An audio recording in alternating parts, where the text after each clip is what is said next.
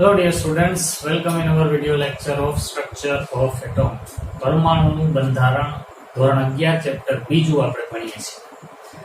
આપણે લાસ્ટ વિડિયોની અંદર cathode રેસની properties discuss કરી હતી અને એમાં છેલ્લે એ વાત સુધી આપણે પહોંચ્યા હતા કે લોરેન્ટ્ઝ નામના સાયન્ટિસ્ટે કેથોડ પાર્ટિકલ્સને ઇલેક્ટ્રોન એવું નામ આપ્યું. સબ એટોમિક પાર્ટિકલ કે જે નેગેટિવલી ચાર્જ હોય એને ઇલેક્ટ્રોન કહેવાય. ત્યાં સુધીની ડિસ્કશન આપણે આની પહેલાના વિડિયોમાં કરી હતી.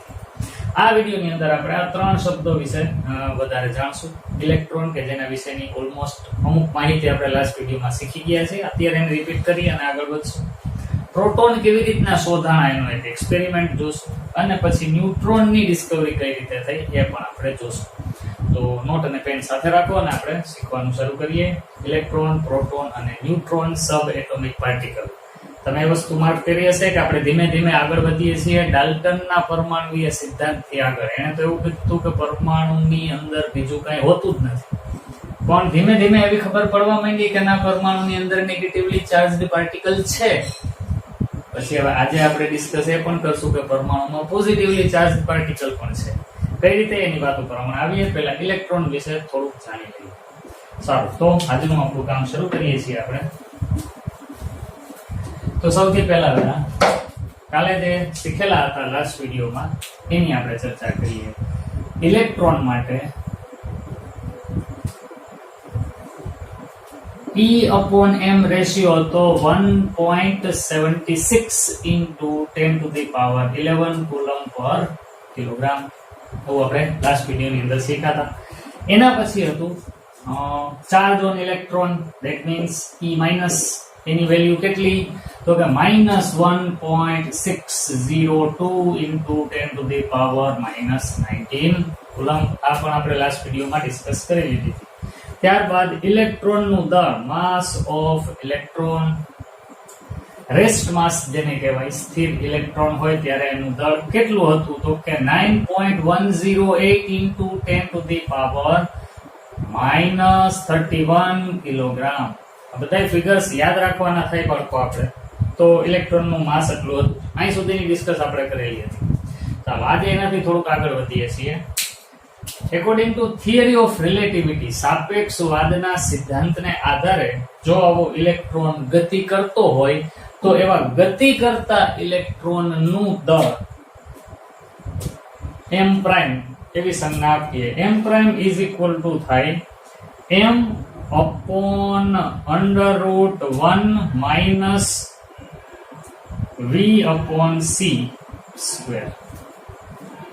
આ ટાઈપનું ફોર્મ્યુલા આનું બને છે, 1 - v upon c સ્ક્વેર. હવે અહીંયા છે શું? દરેક ટર્મ એને સમજી લ્યો. m પ્રાઇમ એટલે હાઈ સ્પીડ ઇલેક્ટ્રોન નું માસ, m એટલે એનું રેસ્ટ માસ, v એટલે વેલોસિટી ઓફ ઇલેક્ટ્રોન એટલે કે ઇલેક્ટ્રોનનો વેગ, અને c એટલે પ્રકાશનો વેગ.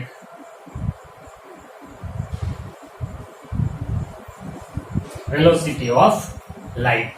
તો આ ચારે ટર્મનો મિનિંગ અહીં મેં તમારી સામે લખેલો છે. હવે જો આ ફોર્મ્યુલા સાપેક્ષવાદના સિદ્ધાંતને આધારે ઝડપથી ગતિ કરતા ઇલેક્ટ્રોનનું માસ કેટલું એ ફાઇન્ડ કરવું હોય તો આ ફોર્મ્યુલાથી કરી શકો.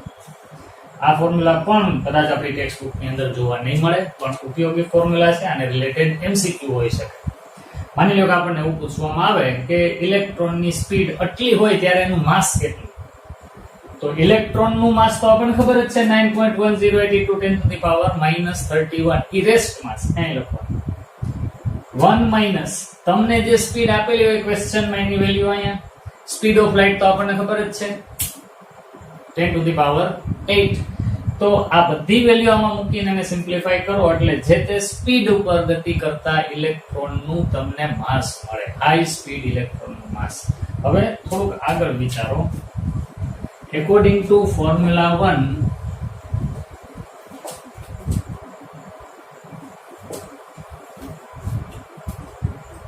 આ સૂત્રને ધ્યાનમાં રાખીને હું એક વસ્તુ અહીં લખું છું, તમે જરાક મને વિચારીને કહેજો. તો જો કોઈ ઇલેક્ટ્રોન પ્રકાશની સ્પીડથી ગતિ કરતો હોય તો તેનું માસ, તેનું દળ m પ્રાઇમ કેટલું થશે? ઇલેક્ટ્રોનની સ્પીડ પ્રકાશની સ્પીડ જેટલી જ હોય એવું માનો તો આ ફોર્મ્યુલાના આધારે એવા ઇલેક્ટ્રોનનું માસ કેટલું થાય જરાક વિચારીએ. જો આ ફોર્મ્યુલામાં વેલ્યુ મૂકીએ, ઇલેક્ટ્રોનની સ્પીડ કેટલી રાખવાની છે? પ્રકાશની સ્પીડ જેટલી. એનો અર્થ એવો કે velocity of electron is equal to velocity of light. એટલે આ બે વસ્તુ સેમ થાય. વેલોસિટી ઓફ લાઇટ c, પણ ઇલેક્ટ્રોનની સ્પીડ પણ પ્રકાશની સ્પીડ જેટલી જ, એટલે અંશ અને છેદ બે સરખા. તો આ બે કેન્સલ થઈ જાય, એની વેલ્યુ આવે 1. 1 નો સ્ક્વેર એ 1 જ થાય, તો 1 - 1 એટલે થાય 0. 0 નું સ્ક્વેર રૂટ એ 0 જ થાય, તો કોઈ પણ ના ડિનોમિનેટરમાં 0 આવે. એટલે આવું થાય m prime is equal to m/0. અને કોઈનો છેદ 0 હોય તો એની વેલ્યુ કેવી થાય? ઇન્ફાઇનાઇટ, અનંત. તો બહુ મહત્વનું સ્ટેટમેન્ટ હવે હું અહીં લખું છું, લાલ કલરથી લખી દઉં તમને કે જો ઇલેક્ટ્રોન પ્રકાશની ઝડપથી ગતિ કરતો હોય તો તેનું માસ એટલે કે દળ અનંત હોય. આ બધું સૈદ્ધાંતિક વસ્તુ છે બાળકો. ઇલેક્ટ્રોન પ્રકાશની સ્પીડથી ક્યારેય ગતિ કરી શકે નહીં, પણ જો એ પ્રકાશની સ્પીડથી ગતિ કરતો હોય તો એનું દળ કેટલું? માપી ન શકાય એટલું. ઇનફાઇનાઇટ, અનંત દળ એનું બની જાય. કામનું સ્ટેટમેન્ટ છે. આ બધી સૈદ્ધાંતિક વસ્તુઓ ફોર્મ્યુલાના મિનિંગ આપણે કાઢતા શીખવું જોઈએ. આ ચેપ્ટરની અંદર એવા ઘણા બધા ફોર્મ્યુલા આવશે કે જેના આપણે આ રીતના મિનિંગ કાઢશું. સારું, હજી આગળ ઇલેક્ટ્રોન વિશેની આપણી માહિતીને વધારીએ છીએ. આપણે ઇલેક્ટ્રોનનો ચાર્જ બાય માસ રેશિયો જોયો, ચાર્જ જોયો, ઇલેક્ટ્રોનનું માસ પણ ફાઇન્ડ આઉટ કર્યું. હાઈ સ્પીડ ઇલેક્ટ્રોનના માસ ને કઈ રીતે કેલ્ક્યુલેટ કરી શકાય, અને જો એ ઇલેક્ટ્રોન લાઇટની સ્પીડથી જતો હોય તો એનું માસ કેટલું. આટલી ઇન્ફોર્મેશન આપણે અત્યારે લખેલી છે. બાકી અહીંયા જગ્યા છે એમાં સમાઈ જશે. જો કે આપણે લખી નાખીએ. માની લો કે હું એમ કહું કે કોઈ એમ પૂછે mass of 1 mole electron, 1 mole ઇલેક્ટ્રોનનું માસ કેટલું? તો ભાઈ સીધી વાત, mass of 1 electron multiplied by mass of 6.022 into 10 to the power -3. એટલે 1 mol ઇલેક્ટ્રોન એટલે કેટલા?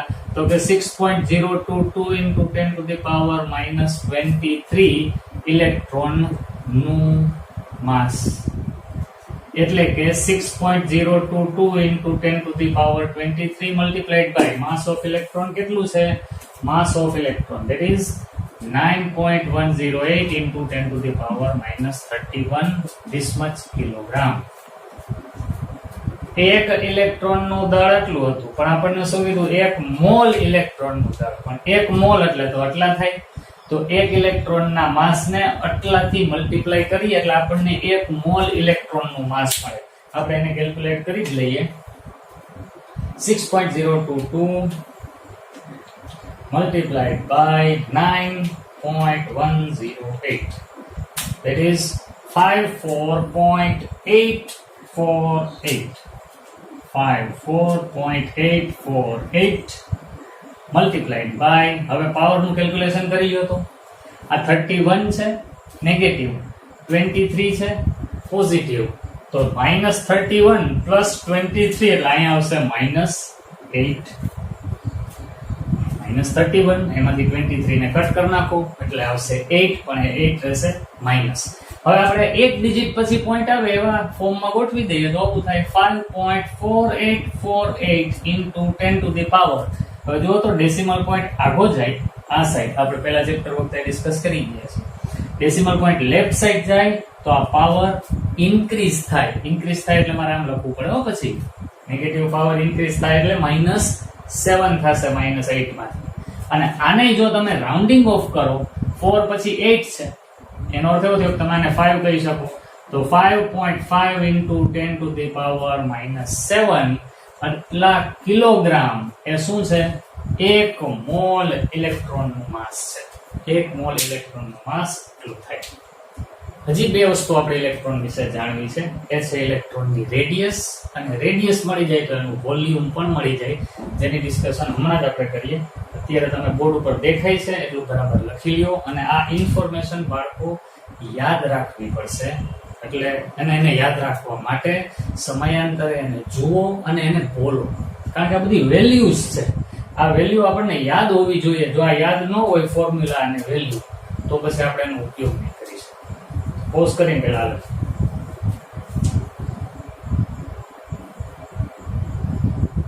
ઓકે, ચાલો આગળ વધીએ છીએ. ઇલેક્ટ્રોન માટે જ હવે મારે રેડિયસ નું ફોર્મ્યુલા, રેડિયસ ની વેલ્યુ લખવી છે અને પછી એનું વોલ્યુમ ફાઇન્ડ કરવું છે. આ ત્રણ ફિગર એમને રહેવા દઉં છું.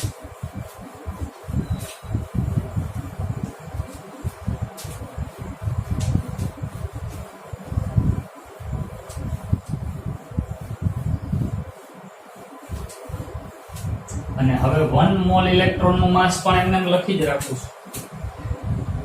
માસ of 1 mole electron is equal to 5.5 into 10 to the power minus 7 kilogram. એક ઇલેક્ટ્રોન નું એટલું, એક મોલ ઇલેક્ટ્રોન નું એટલું.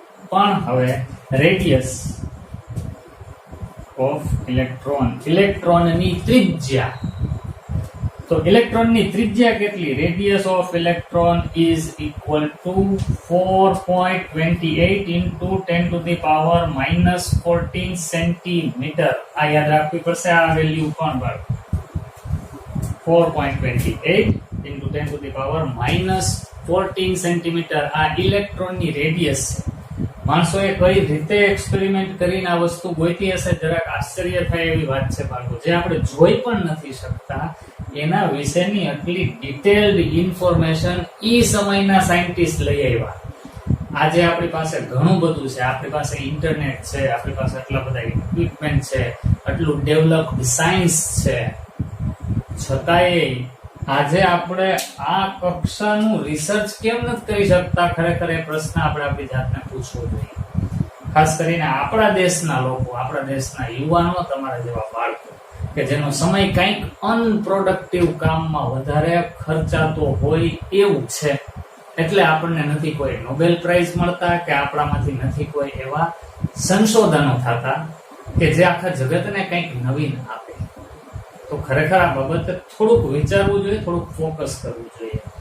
આપણું એજ્યુકેશન બહુ જ જાજુ છે, આપણે ભણીએ છીએ જાજુ, પણ ખરેખર આપણે પરીક્ષા માટે ભણીએ છીએ, આપણે શીખવા માટે ભણતા હોઈએ એવું બહુ જ ઓછું છે. તો ખરેખર શીખવા માટે ભણો, કંઈક નવીન આપણે આપણી મેળે ડિસ્કવર કરી શકીએ એવું પણ કંઈક કરો. જો એવું કરશું તો જ ખરા અર્થમાં આપણે જગતને કંઈક આપી શકશું. વિચારવા જેવી વાત છે. ખાલી સોશિયલ મીડિયામાં મેસેજીસ વાયરલ કરવા અને હિન્દુ મુસ્લિમમાં વૈમનસ્ય ફેલાવવું, એ જ પ્રવૃત્તિમાં હું તો અત્યારનો આપણા દેશનો યુવાન રોકાયેલો હોય એવું મને સોશિયલ મીડિયા જોઈને તો દેખાય છે. તમે એનો એક ભાગ ના બની જતા એ ખાસ ધ્યાન રાખજો. દેશનું ખરા અર્થમાં હિત ઈચ્છતા હો તો આ બધી જ બાબતોને સાઈડમાં મૂકી સાયન્સ ઉપર ફોકસ કરો. દેશનું ભલું કેમાં થશે એના માટે હું શું કરી શકું, હું શું યોગદાન આપી શકું એના ઉપર ફોકસ કરો. સારું, આગળ વધીએ. હવે રેડિયસ કોઈની મળી જાય તો એનું વોલ્યુમ, કદ પણ મળી જાય. વોલ્યુમ ઓફ ઇલેક્ટ્રોન, ઇલેક્ટ્રોનનું કદ. હવે volume, electron is a sphere, ગોળો છે. હવે ગોળાનું કદ, વોલ્યુમ ઓફ સ્ફિયર, એનું તો ફોર્મ્યુલા તમને આવડે જ છે. ફોર્મ્યુલા આવું થાય 4/3πr³. કોઈ પણ ગોળાનું ઘનફળ કહીએ ગુજરાતીમાં તો 4/3 પાયર ઘન થાય. હવે 4/3 ને પાઈ ની વેલ્યુ તો છે જ, આર ની વેલ્યુ આર મૂકી દઈએ, સિમ્પ્લિફાય કરીએ એટલે ઇલેક્ટ્રોન નું વોલ્યુમ મળી જાય બાળકો. તો 4/3 multiplied by 22/7, 3.14 લખો તો પણ ચાલે, પણ એની એક્ઝેક્ટ વેલ્યુ નથી. Multiplied by 4.28 into 10 to the power minus 14 અને એનો ક્યુબ કરવાનો. હવે ચાલો આને સિમ્પ્લિફાય કરીએ. તો અહીંયા આપણે આવી રીતના કરીએ, 22 ચોકુ 88 ના છેદમાં 7 તેરી 21. પેલા તો હું કરી નાખું અને multiplied by 4.28 into 10 to the power -14 અને એનો ક્યુબ તો છે જ. ચાલો હવે એને સિમ્પ્લિફાય કરીએ, કેલ્ક્યુલેટરનો ઉપયોગ કરી લઈએ, પછી જે વેલ્યુ આવે ને આપણે યાદ રાખી લઈશું. તો 4.28 નો ક્યુબ પેલા કરી નાખું. 4.28 મલ્ટીપ્લાઈડ બાય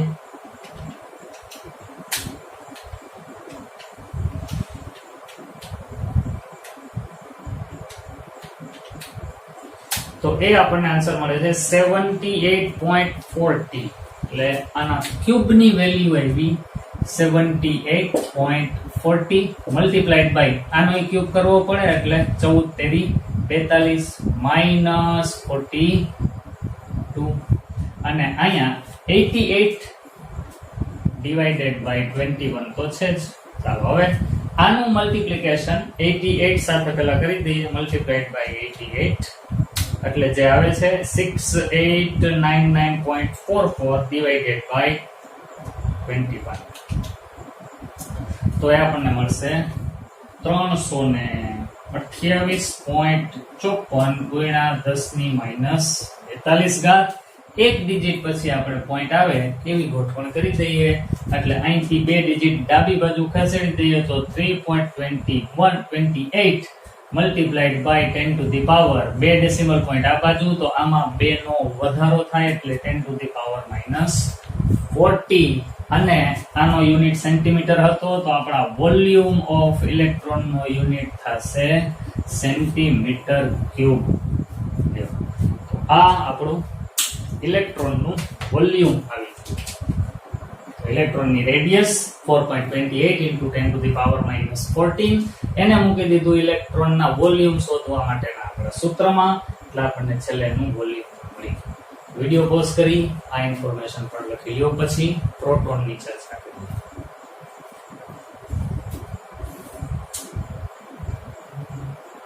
ઓકે, ચાલો તો હવે આને આપણે જવા દઈએ છીએ અને વાત લઈ આવીએ પ્રોટોન. તો પેલા પ્રોટોન કઈ રીતે શોધાણા, બહુ ઇન્ટરેસ્ટિંગ સ્ટોરી છે. આપણે પેલા એ સ્ટોરીને સમજીએ. એક વૈજ્ઞાનિકનું નામ તમારે એમાં યાદ રાખવું પડશે, ગોલ્ડસ્ટીન. ગોલ્ડસ્ટીન નામનો સાયન્ટિસ્ટ. Discovery of proton. બહુ મજા આવશે સાંભળવાની બાળકો. ગોલ્ડસ્ટીન 1886 માં એને પણ ડિસ્ચાર્જ ટ્યુબ ના જ એક્સપેરિમેન્ટ કર્યા. હવે એના એક્સપેરિમેન્ટ ને આપણે જોઈએ અને પછી પ્રોટોન વિશે ડિસ્કશન કરીએ. તો શરૂ કરીએ. કેથોડ રે ટ્યુબ. એ ટ્યુબમાં એક બાજુ કેથોડ, એક બાજુ એનોડ અને એને હાઈ વોલ્ટેજ ની સાથે જોડી દઈએ. અહીંયા વેક્યુમ પંપ પણ રાખેલો છે, પણ અહીંયા ચેન્જીસ કરેલા છે. ગોલ્ડસ્ટીને જે એક્સપેરિમેન્ટ કર્યો એમાં અને ક્રુક્સના એક્સપેરિમેન્ટમાં જે ફેરફાર છે ને ધ્યાનથી. આને બે ફેરફાર કર્યા. પહેલો ફેરફાર, આને જે કેથોડ લીધો ને પરફોરેટેડ લીધો. પરફોરેટેડ એટલે કાણા કાણા વાળો કેથોડ. ઓલાના એક્સપેરિમેન્ટમાં કેથોડ ને એનોડ ની બે ડીશ આખી થાળી હતી. આનામાં કેથોડ ની થાળીમાં છિદ્રો છે કાણા કાણા, એટલે ચાયણી જેવો કેથોડ. એનોડ હતો એવો ને એવો છે. એટલે આ બેટરીનો નેગેટિવ પોલ, આ પોઝિટિવ પોલ, નેગેટિવ પોલની સાથે જે જોડેલું છે એ આપણો પરફોરેટેડ કેથોડ, છિદ્રાળુ કેથોડ. અને આ આપણો નોર્મલ જે એનોડ હોવો જોઈએ એવો છે. અને બીજો ચેન્જ એ કર્યો કે આની અંદર હાઇડ્રોજન ગેસ ભરી દીધો. અમુક ચોક્કસ પ્રેશર રાખી હાઇડ્રોજન ગેસ ભર્યો. હવે જોજો ધ્યાનથી, જેવું સ્વિચ ચાલુ કરીએ તો સ્વાભાવિક રીતે આપણે જાણીએ છીએ હવે તો કે કેથોડ માંથી અમુક રેઝ નીકળશે ઇનવિઝિબલ, જે અહીંયા ભટકાય અને ગ્લો ઉત્પન્ન કરશે. તો એ કેથોડ રે હતા, એ આની પહેલાના એક્સપેરિમેન્ટમાં હતા. પણ આ એક્સપેરિમેન્ટમાં સ્વિચ ચાલુ કરી એટલે અહીંયા તો ગ્લો, પ્રકાશનો ચમકારો થયો જ. અહીંયા ગ્લો થયો, ચમકારો થયો. આ બાજુ પણ આ બાજુ જે ચમકારો થયો એ શું હોવું જોઈએ? તો હવે એનો જવાબ ગોતવામાં ગોલ્ડસ્ટીનને બહુ વાર ન લઈ. શું કામ? એ તો કે એની પાસે એક આધાર હતો. કયો આધાર? તો કે કેથોડ રેના એક્સપેરિમેન્ટમાં અહીંયા ગ્લો મળતો હતો તો નક્કી કેથોડ માંથી નીકળતા કોઈ કિરણો, રેસ ને કારણે મળતો હતો. તો અહીંયા જો ગ્લો મળતો હોય આની પાછળના ભાગે, તો તરત જ એવો વિચાર મનમાં આવી જાય કે એ ગ્લો એનોડ માંથી નીકળતા કોઈ ઇનવિઝિબલ રેસ ને કારણે હશે. જે બોલું છું એ ઘટનાને બરાબર એ જ રીતે સાંભળો. અહીંયા મળતો ગ્લો એ ખરેખર એનોડ માંથી નીકળતા કોઈ કિરણોને કારણે હશે. એવું એને શું કામ માનવાનું થયું? તો કે આની પહેલાના એક્સપેરિમેન્ટમાં એવું હતું કે અહીંયા ગ્લો મળતો હતો ને તો એ કેથોડ માંથી નીકળતા કિરણોને કારણે મળતો હતો. તો હવે અહીંયા કેથોડની પાછળ જો ગ્લો મળે, ચમકારો દેખાય, તો તરત જ એવો વિચાર આવી જાય કે એનોડ માંથી નીકળતા કિરણોને કારણે હશે. તો ઉતાવળમાં ને ઉતાવળમાં, શબ્દ બોલું છું, ઉતાવળમાં ને ઉતાવળમાં એણે આ કિરણોને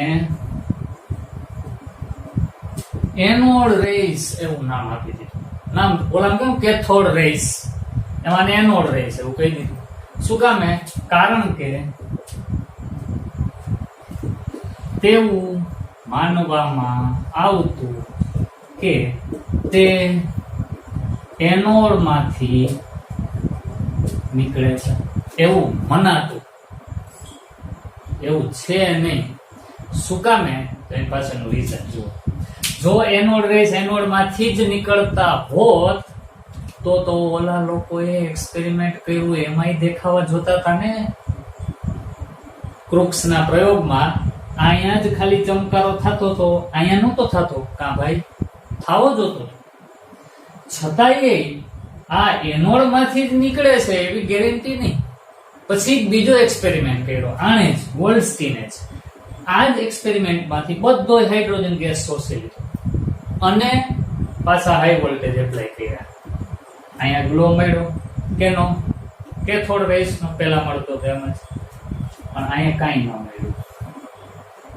એના ઉપરથી એને ખબર પડી કે યાર આ જે ગ્લો અહીંયા મળે છે કેથોડની પાછળ, એને મેં નામ આપી દીધું એનોડ રેસ, પણ એ ખરેખર એનોડ માંથી નીકળતા હોય એવું હવે કહી શકાય એમ નથી. કારણ કે અહીંયા વાયુ ભર્યો તો એટલે અહીંયા ગ્લો થતો હતો. જો વાયુ વિના આને આ એક્સપેરિમેન્ટ કરું તો અહીંયા ગ્લો નથી થતો. તો એનોડ રેસ મળવા પાછળનું કારણ એનોડ નથી, પણ આ એનોડ ને કેથોડ ની વચ્ચે ભરેલો વાયુ છે. એટલે હવે વાત અહીંયા આવીને અટકી કે ત્યારબાદ એ ખ્યાલ આવ્યો કે એનોડ રેસ તે એનોડ માંથી નીકળતા નથી, પરંતુ એનોડ અને કેથોડ ની વચ્ચે ભરેલા વાયુમાંથી, ગેસમાંથી નીકળે છે. આ મહત્વની વાત પછી જાણવા મળી. કેવું સ્ટેપ બાય સ્ટેપ આ લોકો ઇન્વેસ્ટિગેશન કરે છે અને વિચારે છે. ભૂલ એ લોકોની પડે છે. આ પહેલી વહેલી જ ભૂલ છે. આ ચેપ્ટરમાં સાયન્ટિસ્ટોની ભૂલ તમને જાજી જોવા મળશે. છતાંય એ સાયન્ટિસ્ટોનું બધું ઇન્વેન્શન આપણે ભણશું. એટલે એની પાછળથી આ શીખજો બાળકો કે કાંઈક નવું કરો. ભૂલ તો પડશે તો કાંઈ વાંધો નહીં, ભલે ભૂલ પડે, એમાં શું કરું? ભૂલ પડશે તો કંઈક શીખવા મળશે. જે લોકો ભૂલ જ નથી કરતા એ બહુ મોટી ભૂલ કરે છે, કારણ કે શીખી જ નથી. તો એના બધા પુરાવા છે બાળકો. એનોડ રેસ એવું પેલા ઉત્સાહમાં કહી દીધું, પછી ખબર પડી કે એનોડ માંથી નથી નીકળતા. એનોડ માંથી જો નીકળતા હોત તો આ ગેસ ન ભર્યો હોત તોય નીકળતા હોત, પણ ગેસ ભરેલો હોય ત્યારે જ અહીંયા ગ્લો થાય છે. એટલે એનોડ કિરણો ખરેખર એનોડ માંથી નથી, પણ એનોડ અને કેથોડ ની વચ્ચે ભરેલા વાયુ માંથી ઉત્પન્ન થતા હોવા જોઈએ. હવે એનાથી આગળ વાત કરીએ. વિડીયો પોઝ કરીને પેલા બાળકો આ ફિગર અને આ 2 પોઈન્ટ લખી લો, કારણ કે મારે ચેકિંગ ની આજે બીજું લખવું પડશે. ચાલો આગળ વધીએ છીએ. જોજો ધ્યાનથી. તો 2 વસ્તુ સાબિત થઈ ગઈ. પહેલા કીધું એનોડ રેસ એનોડ માંથી નીકળે છે. પછી ખબર પડી કે ના, એ એનોડ માંથી નથી નીકળતા, એ એનોડ ને કેથોડ ની વચ્ચેના વાયુ માંથી નીકળે છે. આ વાત ખાસ યાદમાં રાખજો. કેથોડ કિરણો કેથોડ માંથી નીકળે છે, પણ એનોડ કિરણો એનોડ માંથી નીકળતા નથી. એનું ખાલી નામ એનોડ કિરણો અપાઈ ગયું. પછી એનું નામ કેનાલ રેઝ એવું પણ આપવામાં આવ્યું. આગળ વધીએ છીએ. હવે ઈ એનોડ રે ની પ્રોપર્ટી, હવે એનો અભ્યાસ કરવો તો સાવ સહેલો, કારણ કે ઓલા લોકોએ કેડી તો બનાવી જ દીધી હતી.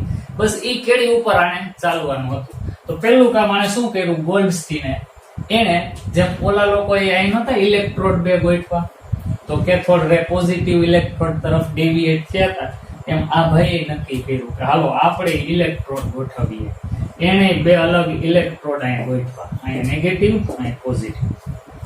તો જે એનોડ રેસ આ બાજુ આવતા હતા એ બધાય આ બાજુ ડેવિએટ થયા, એટલે અહીંયા ગ્લો મળ્યો. તરત જ ઓલાના મગજમાં લાઈટ થઈ ગઈ કે વાહ, આપણને કંઈક નવીન તો મળ્યું.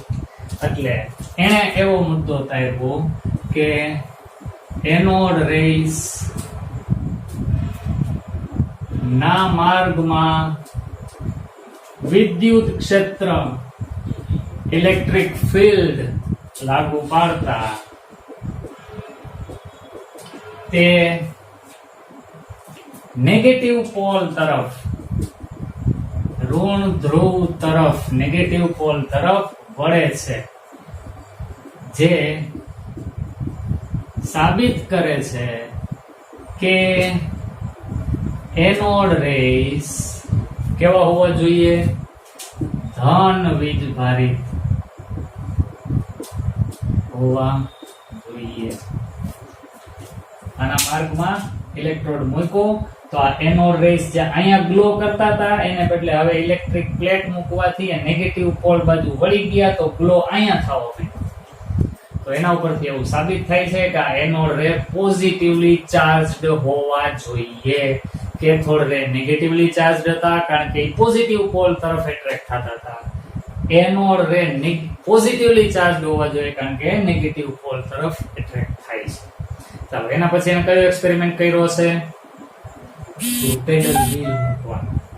જોજો, એ પણ મજા આવે એવું છે. માની લ્યો કે આ લોકોએ હવે આ પાછા પોલ આપણે અહીં હટાવી લઈએ બે, અને પેડલ વ્હીલ અહીંયા ગોઠવી દઈએ. એક પેડલ વ્હીલ અહીંયા ગોઠવી દીધું હોય,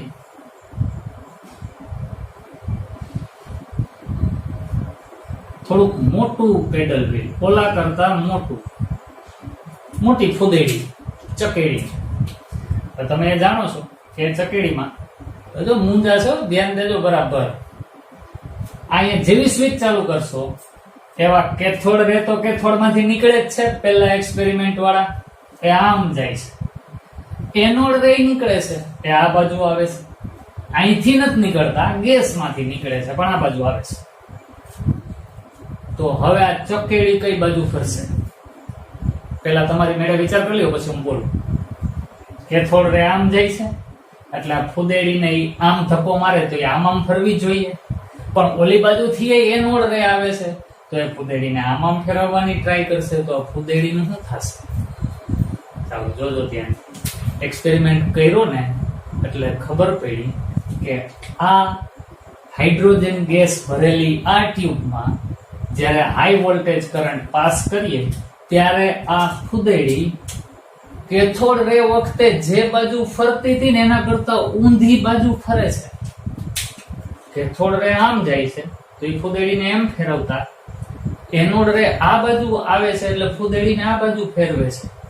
તો કેથોડ રે ની હાજરી છે ને એનોડ ની હાજરી છે, છતાંય ફુદેડી તો આ બાજુ એનોડ રે ના ધક્કાને કારણે ફેરી હોય એવું લાગે છે. આવું તો જ બને બાળકો કે કેથોડ પાર્ટિકલ દ્વારા લાગતા ધક્કા કરતા ઓલા એનોડ પાર્ટિકલ દ્વારા લાગતો ધક્કો વધુ પાવરફુલ હોવો જોઈએ. મગજમાં ઉતરે છે? એક અક્ષય વિચારો, બહુ મજા આવશે કે આ લોકોએ કઈ રીતે પ્રોટોન સુધી પહોંચ્યા. તો કેથોડ પાર્ટિકલ થી ફુદેડી ફરતી હતી, એ જ ફુદેડી હવે હાઇડ્રોજન ગેસ ભરેલી ડિસ્ચાર્જ ટ્યુબમાં એના કરતા ઊંધી બાજુએ ફરવા માંડી. એ એવું બતાવે છે કે કેથોડ પાર્ટિકલ કરતા એનોડ પાર્ટિકલ, એનોડ એ પાર્ટિકલ જ છે ને, એનું માસ વધારે છે. તો અહીંયા હું આમ લખું છું, એનોડ રેસ એ પેડલ વ્હીલ ને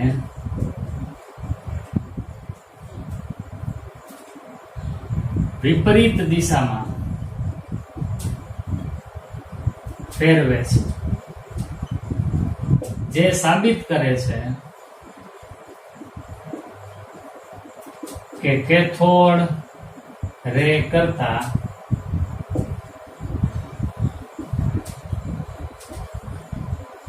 એનોડ રેઝ નું માસ એટલે કે દળ વધુ છે. કેથોડ પાર્ટિકલ કરતા એનોડ પાર્ટિકલ નું દળ વધુ હોવું જોઈએ તો જ એ ફૂદેડીને આ બાજુ ફેરવી શકતા હોય. પણ હવે પ્રશ્ન એ થાય કે ખરેખર આ એનોડ રેઝ છે શું? કેથોડ રેઝ તો નક્કી કે ભાઈ કોઈ પણ ધાતુની પ્લેટમાં રહેલા પરમાણુમાંથી નીકળતા નેગેટિવલી ચાર્જડ પાર્ટિકલ હતા જેને ઇલેક્ટ્રોન કીધા. જ્યારે અહીંયા એનોડમાંથી તો નીકળતા નથી, ગેસ ભરેલો હોય તો એમાંથી નીકળે છે. તો એ ગેસમાંથી જે નીકળ્યા એ ખરેખર છે શું? હવે એના ઉપર વાત લઈ જાઉં છું, ધ્યાનથી સાંભળો. અહીંયા હાઇડ્રોજન ગેસ ભરેલો છે. ઇમેજિન કરો તો હાઇડ્રોજનનો એક પરમાણુ છે, એટોમ. તો તમે જાણો છો કે હાઇડ્રોજનના એ એટોમમાં કેન્દ્રમાં ન્યુક્લિયસમાં અત્યારે તમારી પાસે જે નોલેજ છે એના આધારે સમજવું પડશે. પ્રોટોન છે, બારોબાર ઇલેક્ટ્રોન ફરે છે. હવે જુઓ, અહીંયા કેથોડ છે, અહીંયા એનોડ છે, આ હાઇડ્રોજનનો એટોમ છે. જેવો ઇલેક્ટ્રિક કરંટ પાસ કરો એટલે આપણને તો ખબર જ છે આની પહેલાના એક્સપેરિમેન્ટમાંથી કેથોડમાંથી ઇલેક્ટ્રોન નીકળે. ગુજરાતીમાં કહું તો છૂટે છૂટ જાય, અહીંથી ઇલેક્ટ્રોન આમ જાય ક્યાં? એનોડ બાજુ. અને અહીંયા ગ્લો કરે આની પાછળ. આપણે જાણીએ છીએ. તો જો તો અહીંયા હાઇડ્રોજન ગેસ ભરેલો છે, એવી કન્ડિશનમાં અહીંથી ઇલેક્ટ્રોન કેથોડમાંથી આમ નીકળે તો એ હાઇડ્રોજનની હારે ભટકાઈને જશે ને, અને જેવો અહીંથી ભટકાઈને જાય એટલે આ ઇલેક્ટ્રોનને અહીંથી લેતો જાય. અહીંથી નીકળેલો ઇલેક્ટ્રોન આ હાઇડ્રોજનના ઇલેક્ટ્રોનને આંટી દે અને એને લઈ જાય ઓલી બાજુ. અને શું કામ ઓલી બાજુ લઈ જશે? તો કે આની અને આ ઇલેક્ટ્રોન વચ્ચે આકર્ષણ હતું. પણ હવે વાં ઓલો એનોડ છે પોઝિટિવલી ચાર્જ, આ ઇલેક્ટ્રોનને ખેંચતો તો હશે જ. એમાં વળી આને ભટકાય અને આનું આકર્ષણ તોડી નાખ્યું.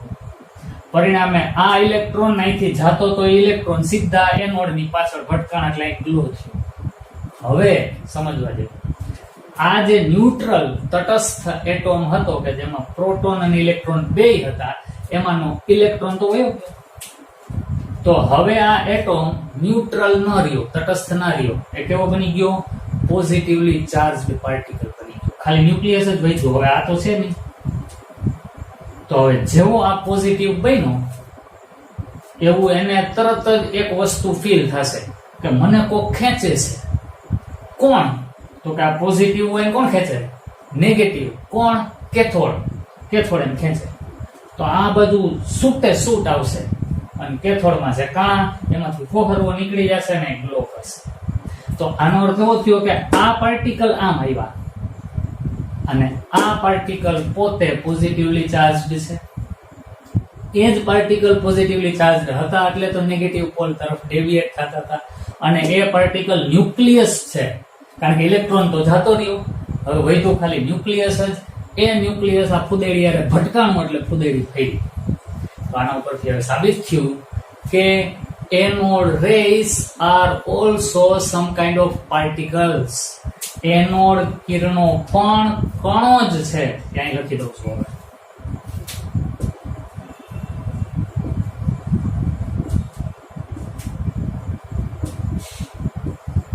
એનોડ રેસ પણ પાર્ટિકલ છે જે નળીમાં ભરેલા વાયુમાંથી બને છે. અને આ એનોડ પાર્ટિકલ્સ ને ગોલ્ડસ્ટીને પ્રોટોન નામ આપ્યું. જો જનરલી કણો હોય ને એના નામની પાછળ ઓન એવો શબ્દ લેટિન ભાષામાં લાગે. Proton, neutron, electron, positron, graviton. તો કણ માટે પાછળ ઓન શબ્દ આવે ને એ ટાઈપનો શબ્દ. હવે જો ગોલ્ડસ્ટીનની કેવી ચાલાકી. ગોલ્ડસ્ટીનનો એક્સપેરિમેન્ટ થયો એ પહેલા કયો એક્સપેરિમેન્ટ થઈ ગયો? આ બધું વિચારતા આપણને મગજની અંદર આ બધી વાતો આવશે. કેથોડ રે નો એક્સપેરિમેન્ટ પહેલા થઈ ગયો. કેથોડ રે એટલે જ ઓલા ઇલેક્ટ્રોન પાર્ટિકલ. તો ખરેખર ઈ પાર્ટિકલ નું નામ ઇલેક્ટ્રોન અપાણું બહુ મોડું 1897 પછી છે તેનું નામ ઇલેક્ટ્રોન અપાણું. પણ ઈ એક્સપેરિમેન્ટ થઈ ગયો તો 78 માં. ઈ પછી 86 માં આ ભાઈ એક્સપેરિમેન્ટ કર્યો. એને પાર્ટિકલ ની ખબર પડી, પોઝિટિવલી ચાર્જ્ડ પાર્ટિકલ. એ પાર્ટિકલ ને એને નામ આપી દીધું પ્રોટોન. હવે નામનો અર્થ કરીએ ને એટલે અમને ખબર પડશે. પ્રોટોસ એટલે થાય આદિ, સાવ શરૂઆતનું પ્રિમિટિવ, આદિ માનવ હોય ને એમ. પ્રોટોન નું ગુજરાતી કરો ને તો થાય આદિ કણ, સૌથી પહેલો કણ. એવું નામ આને આપ્યું. વિચાર તો કરો કેટલી બુદ્ધિ વાપરીને એને નામ આપ્યું. એનું કણ બીજું છે, પહેલું નથી. પહેલું તો ઇલેક્ટ્રોન છે, કારણ કે પહેલા એ શોધાણું. આનો કણ તો બીજો શોધાણો કહેવાય, છતાંય એને નામ પહેલા આપી દીધું આદિ કણ. ખરેખર આ સેકન્ડ આદિ કહેવાય, આદિ નહીં, પણ એને નામ આપી દીધું પ્રોટોન. એટલે તરત જ એવો વિચાર આવે કે સૌથી પહેલા શોધાયેલું કણ આ હશે. નામ ઉપરથી તો એવું જ લાગે પ્રોટોન એટલે પહેલા શોધાયેલું કણ, પણ ખરેખર એનો નંબર બીજો છે. પહેલું કોણ? ઇલેક્ટ્રોન. પણ છતાંય જાઉં જે બોલું છું એનું કન્ફ્યુઝન દૂર થાય એટલા માટે અહીંયા લાલ કલરથી લખી દઉં. 1886 માં પ્રોટોન શોધાણા ધન વીજભારી. બોલવામાં એવું આવે છે કે 1897 માં ઇલેક્ટ્રોન શોધાણા, પણ એ ખોટું છે. ઇલેક્ટ્રોનની શોધ તો થઈ ગઈ હતી આની એ પહેલા 1879 માં. આનાથી 7 વર્ષ પહેલા ઇલેક્ટ્રોન શોધાઈ ગયા હતા, પણ એનું નામ આપવામાં આટલા વર્ષો થઈ ગયા. આ ઓલા જેવું છે કે બાબો જન્મી ગયો પણ એ 10 વર્ષનો થયો ત્યાં સુધી નામ બાબો જ રહ્યું, નામ જ ન પાડ્યું. પછી નામ મોડું પડ્યું, એના જેવી વાત છે. અને પછી 1932 માં છે ત્રીજા કણ શોધાણા ન્યુટ્રોન. આપણે ડિસ્કસ તો કરવી હતી આ જ પીરિયડમાં ન્યુટ્રોનની, પણ ટાઈમ જાજો થઈ ગયો છે એટલે વિડીયોને હવે ન્યુટ્રોન વાળો પોર્શન આપણે નેક્સ્ટ વિડીયોમાં લેશું. અને પ્રોટોન વિશેની પણ કેટલીક આંકડાકીય માહિતી, એની રેડિયસ, એનું માસ, ચાર્જ, એ બધું આપણે નેક્સ્ટ લેક્ચરમાં લેશું. અને નેક્સ્ટ લેક્ચરમાં કેથોડ રેસ અને એનોડ રેસની કમ્પેરિઝન પણ કરશું. તો બાળકો આ હતું એનોડ રેસ કઈ રીતે શોધાણા એના વિશેની ઐતિહાસિક વાત. ખરેખર ગોલ્ડસ્ટીને પ્રોટોનની શોધ કરી, સાચું. 1886 માં કરી, એ પણ સાચું. પણ એને નામ એનું પ્રોટોન આપી દીધું, ઈ એની ચાલાકી એવું કહો તો ચાલે. ખરેખર ઇલેક્ટ્રોનને નામ પ્રોટોન આપવું જોઈએ. શું કામ? પહેલા શોધાયેલો કણ એને પ્રોટોન કહેવાય. તો આને જેને પ્રોટોન કીધું છે એ પહેલા નથી શોધાયું, એ બીજા નંબરે છે. પહેલા નંબરે તો કેથોડ રેસ પાર્ટિકલ એટલે ઇલેક્ટ્રોન છે. છતાંય આને એનું નામ પ્રોટોન આપેલું છે.